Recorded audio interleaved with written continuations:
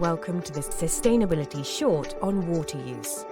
Over the next few minutes, we are going to be looking at why water is a sustainability issue and what you can do to reduce water consumption. In the UK, it's fair to say that we've got more than our fair share of comparatively cheap, clean and fresh water. In fact, excluding the odd hosepipe ban, it's easy to forget that the water which comes through the tap has been on quite a journey. If you're lucky enough to live somewhere like the Highlands of Scotland, the water in your tap may have rained onto the cairngorms and flowed in a mountain stream to a reservoir before it was extracted. Conversely, if you live in London, your tap water might have rained onto a car park in Maidenhead and was extracted from the Thames. What is important though is that if you're on the Isle of Lewis or Lewisham, the water at the tap is equally safe to drink. However, what is easy to forget is the effort which has gone into supplying this water, be it screening, treating and pumping. From a business perspective, in the UK, water is likely to be your cheapest utility bill. However, what we tend to forget, particularly in industries such as construction and FM, is the fact that reducing water consumption can have a wide range of business benefits aside from cost savings. This includes reducing volumes of liquid effluents which require treatment, which can subsequently save your business time and money. Reducing environmental impacts. Water abstraction can create pressures on the environment, such as carbon emissions associated with treatment and pumping, and to biodiversity at abstraction points. By reducing consumption, we can all collectively help to reduce this and improving the sustainability of your business. At present, the UK does not face a significant water supply issue.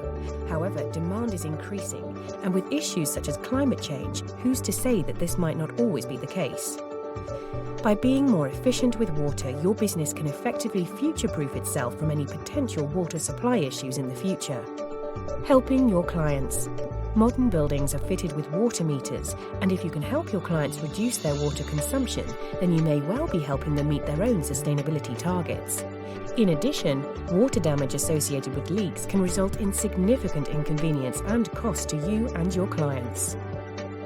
Installation of water-saving devices, such as percussion taps, twin flush or low water toilets.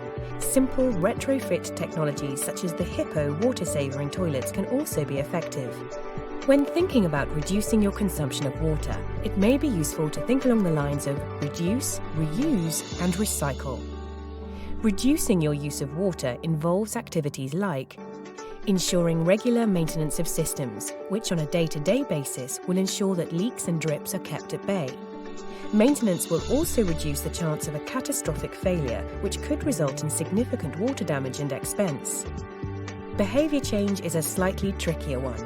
However, if you can educate your colleagues to minimise things like leaving taps on or reporting issues, then this can make a real difference. Reusing water. There are several technologies available which allow you to reuse water. For example, rainwater that would otherwise go down the drain can be collected and reused in a variety of ways, including flushing toilets, dust suppression, vehicle and equipment washing, and estates watering. All these strategies will allow you to reduce your consumption of mains water. Recycling water. In addition, you can reduce your use of mains water through reuse. For example, water which has been used for things like hand washing or cleaning, known as grey water, can be used for things like toilet flushing or dust suppression. In fact, many systems will combine rain and grey water collection with the overall aim of reducing mains water use. Interesting fact. On the International Space Station, water is shipped up to the station on supply missions, a very expensive process. However, to reduce this requirement, the station has wastewater recycling systems, which recover fresh, drinkable water from waste shower water and the astronauts' urine and poo. Building on this concept, it's also useful to think about water using a water consumption hierarchy. The hierarchy will give you a useful guide. 1. Prevention. As a first step, do you need to use water at all? For example, technologies such as waterless wheel washing systems can offer solutions for cleaning construction vehicle wheels with no water use at all. 2. Conservation measures. Have you considered water consumption when purchasing equipment that uses water? Also, have you installed appropriate water reduction technologies on the equipment if available? 3. Reuse, recycling. Are you able to collect sufficient water from other sources to reduce your water consumption, such as rainwater or grey water recycling systems? 4. If the above strategies are not appropriate, then use potable water through a mains connection. The hierarchy encourages an approach which firstly tries to prevent or reduce water consumption before, then encouraging use from more sustainable sources, and then finally, as a last resort, stipulating the use of mains water. Another key thing to remember here is making sure that you measure what you consume. Measurement will allow you to understand how much of an improvement you're making and, importantly, could help you build a business case for future investments in water-saving measures. This concludes this Sustainability Short.